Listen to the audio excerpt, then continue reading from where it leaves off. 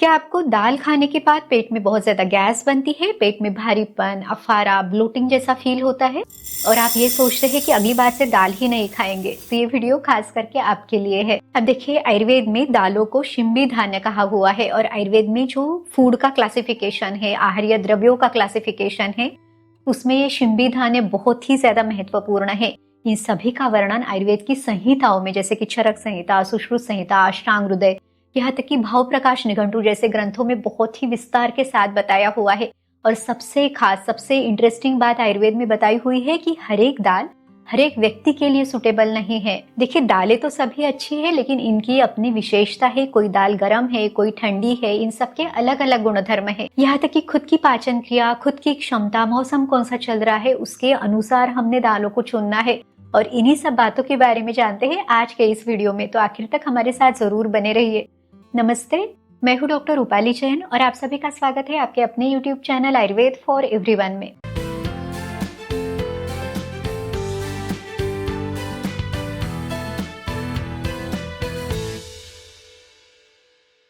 आज हम दाल को मोस्टली प्रोटीन के सोर्स के रूप में ही देखते हैं, लेकिन आयुर्वेद में तो कार्बोहाइड्रेट, प्रोटीन, फैट, कैलोरीज इस तरह का कोई क्लासिफिकेशन ही नहीं है। तो आयुर्वेद उन्हें किस तरह से देखता है, तो उनकी यूनिक प्रॉपर्टीज कौन सी है, तो इसमें रस, गुण, वीर्य, विपाक, प्रभाव ये सभी बताए जाते हैं। रस यानी षड रसों में से, जैसे कि मधुर, अम्ल, लवण, कटु, तिक्त, कषाय यानी मीठा, खट्टा, खारा, तीखा, कड़वा, कसेला, ये जो खाने में 6 स्वाद रहते हैं, उसमें से कौन से स्वाद उन दालों में है। वो दाल ठंडे तासीर की है या गर्म तासीर की है, उसकी अपनी प्रॉपर्टीज क्या है, क्या वो रूखी है या स्निग्ध है, क्या वो पचने में हल्की है या पचने में भारी है, इस तरह के गुणधर्म उसमें कौन कौन से है, वो शरीर में जाने के बाद किस तरह की प्रॉपर्टीज, किस तरह की एक्शन शरीर में करती है, तो इन सब बातों के बारे में आयुर्वेद में सोचा जाता है। यहाँ तक कि जो व्यक्ति उस दाल का सेवन कर रहा है, उसका जठराग्नि कौन सा है, उसको कितनी मात्रा में वो दाल सूट करेगी, दालों को किस तरह से हमने प्रिपेयर करना है, इन सब बातों के बारे में आयुर्वेद में बहुत ही सूक्ष्म रूप से बताया हुआ है। आयुर्वेद के अलग अलग आचार्यों ने, ऋषियों ने जो इनका अलग अलग संहिताओं में, ग्रंथों में वर्णन दिया हुआ है, वो इसीलिए दिया है कि हम इन्हें सही तरह से समझ सके, अपने लिए सही तरह से इनका प्रयोग कर सके, ताकि इनके सभी फायदे मिले पर कोई भी नुकसान ना हो। आमतौर पर कौन सी दाल हम ज्यादा खाते हैं, तो जैसे कि मूंग की दाल, मूंग में भी साबुत हरे मूंग, छिलके वाले मूंग, मूंग की धुली दाल, ये ज्यादा प्रयोग में लाई जाती है। उसके बाद है मसूर की दाल, कुछ राज्यों में जैसे कि महाराष्ट्र में वगैरह तुअर की दाल यानी अरहर की दाल ज्यादा प्रयोग की जाती है। कभी कभी उड़द की दाल, कुल्थी की दाल, चने की दाल ये भी खाई जाती है।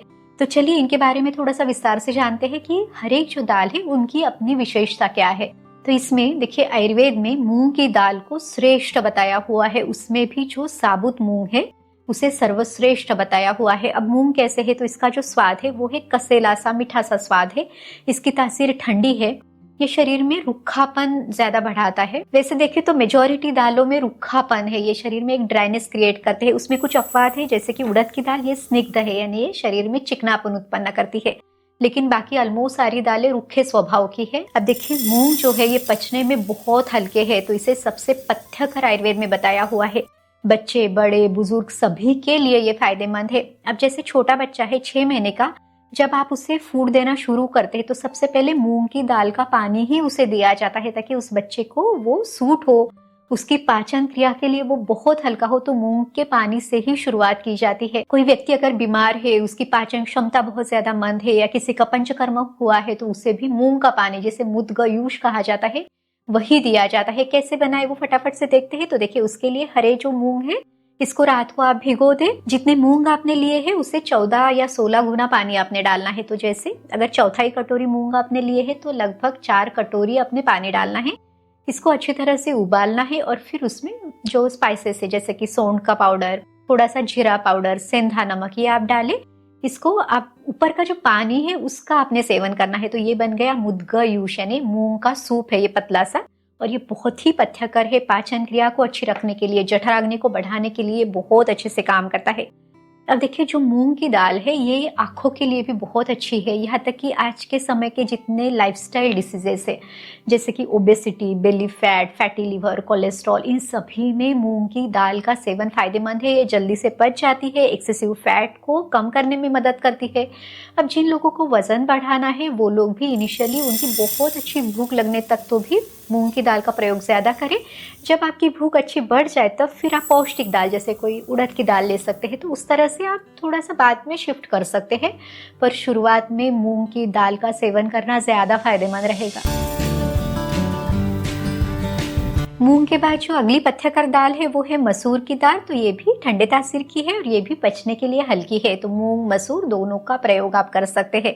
ये स्किन के लिए भी बहुत अच्छी है। तो जिन लोगों को स्किन से संबंधित कोई विकार है, पिगमेंटेशन है या स्किन का कॉम्प्लेक्शन अच्छा रखना है, वो भी मसूर की दाल का प्रयोग जरूर करें। इसका लोकली भी लेप वगैरह जरूर किया जाता है। तो इसको पीस के इसके पाउडर का प्रयोग लेप करने के लिए किया जाता है। अब जो अरहर की दाल है, अरहर की दाल भी बहुत रुखी है। ये भी वात को बढ़ाती है। स्पेशली अगर आपको ब्लोटिंग, गैस इस तरह की समस्या होती है तो फिर अपने अरहर की दाल का प्रयोग कम करना है, क्योंकि ये वायु को ज़्यादा बढ़ाती है। और जो चने की दाल है, इससे भी वायु बढ़ता है। ये भी रुखी है, तो ये भी थोड़ी सी सावधानी अपने ज़रूर लेनी है। ये जो सारी दालें हैं ये ठंडी तासीर की है। अब कौन सी दालें गर्म है, तो इसमें कुल्थी की दाल और उड़द की दाल, इन दोनों की तासीर गर्म है। जिनको पित्त से संबंधित कोई समस्या है, शरीर में बहुत ज़्यादा जलन होना, गर्मी ज़्यादा लगना, पसीना आना और बहुत ज़्यादा गर्म मौसम है, ग्रीष्म ऋतु या शरद ऋतु है, तब आपने इन दोनों को अवॉइड करना चाहिए। ठंडे मौसम में वगैरह आप इसे आराम से ले सकते हैं। अब उसमें भी जो कुल्थी की दाल है, वैसे ही वात और कफ के दोषों में बहुत अच्छी दाल है, पर ये गर्म है। इसकी एक और विशेषता है, तो जिन लोगों को किडनी स्टोन की समस्या है वो इसे ज़रूर ले। इसका सूप बना के आप ले सकते हैं। डायबिटिक पेशेंट्स के लिए भी इसे खान पान में रखना बहुत सही रहेगा। और जो उड़द की दाल है वो जनरली विंटर सीजन में, ठंडियों के मौसम में, जब बाहर वेदर बहुत ठंडा है, हमारा जठराग्नि तब बहुत अच्छा है, पाचन क्रिया अच्छी है, तब इसे लेना ज़्यादा सही रहेगा, क्योंकि ये पचने के लिए भारी है। इसे पचाने में बहुत एफर्ट्स लगते हैं। तो अपनी पाचन क्षमता देखते हुए ही आपने इसे लेना है। इसकी दाल भी बनाई जाती है, इसकी खीर बनाई जाती है। तो ये बहुत ही पौष्टिक ऐसी दाल है। जिन लोगों को सभी धातुओं को बढ़ाना है, शुक्र धातु को बढ़ाना है, यहाँ तक कि जो लोग जिम एक्सरसाइज वगैरह ज़्यादा करते हैं और उनकी पाचन क्षमता अच्छी है, उनके लिए बहुत सही दाल है। दाल खाने से पेट में गैस क्यों बनती है, इसका जवाब देखते हैं। तो देखिए, वात के गुणों में हल्कापन, रुखापन, ठंडापन है और मेजॉरिटी दालों में यही सारे गुणधर्म है। इसीलिए ये वात दोष को बढ़ाती है और फिर वो आपको थोड़ा सा ज़्यादा उस तरह के सिम्टम्स क्रिएट करती है। यहाँ तक कि अगर ये दाल ठीक तरह से आपको नहीं पची तब भी आपको ये लक्षण दिखाई देंगे। इसीलिए दालों को सही रूप में सेवन करना, सही तरह से उन्हें प्रिपेयर करना ज़रूरी है। अब कुछ लोग दालों को सिर्फ भिगो के उसी तरह से कच्चे रूप में या उनको अंकुरित करके या बिल्कुल हल्का सा स्टीम करके लेते हैं।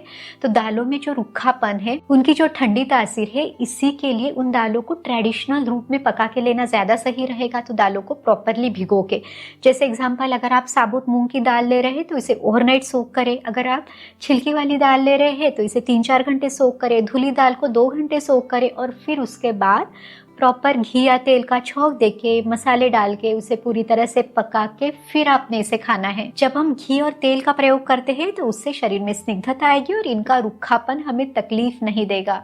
यहाँ तक कि जो मसाले हैं वो इन दालों को पचाने के लिए हमें मदद करेंगे। जनरली लोग कॉन्स्टिपेशन है इसलिए या ज्यादा फाइबर लेना है इसलिए इनको स्प्राउट्स के रूप में या कच्चे रूप में लेना पसंद करते हैं। देखिए, इनिशियली तो आपको इसका फायदा होगा, पेट भी साफ होगा, लेकिन अगर आप इसे लंबे समय तक इसे कंटिन्यू करते हैं तो फिर यही दालें आपके शरीर में वात दोष को बढ़ा के इस तरह से जो डिस्कम्फर्ट है, डाइजेशन रिलेटेड प्रॉब्लम से इन्हें क्रिएट कर सकती है। पेट साफ करने की जगह इन्हीं दालों से फिर आपको कॉन्स्टिपेशन भी हो सकता है। और सिर्फ डाइजेशन रिलेटेड प्रॉब्लम्स ही नहीं, बाकी भी वात के बढ़ने से होने वाली समस्या, जैसे कि स्किन में बहुत ज्यादा रुखापन आना, बालों में रुखापन, बाल ज्यादा झड़ना, नींद ना आना, मन में बहुत ज्यादा सोच चलना, ओवर थिंकिंग, इस तरह के जो वात के कारण होने वाले लक्षण या वात की समस्याएं है, वो भी ज्यादा शरीर में रुखापन बढ़ने से, वात दोष बढ़ने से उत्पन्न हो सकती है। काफी बार प्रॉब्लम दालों में नहीं तो हमारी पाचन क्रिया में, पाचन क्षमता में है। तो अगर अग्नि मंद है, वही दाल बहुत अच्छे से पच नहीं रही है, तो उसमें ऐसे सारे मसाले आप डाल सकते हैं जो अग्नि दीपन के लिए, आम पाचन के लिए आपको मदद करे। जैसे कि थोड़े से घी में आप जीरा, हींग, करी पत्ता, जो भी स्पाइसेस आपको सूट हो उस तरह से आप डाल सकते हैं। अदरक आप डाल सकते हैं।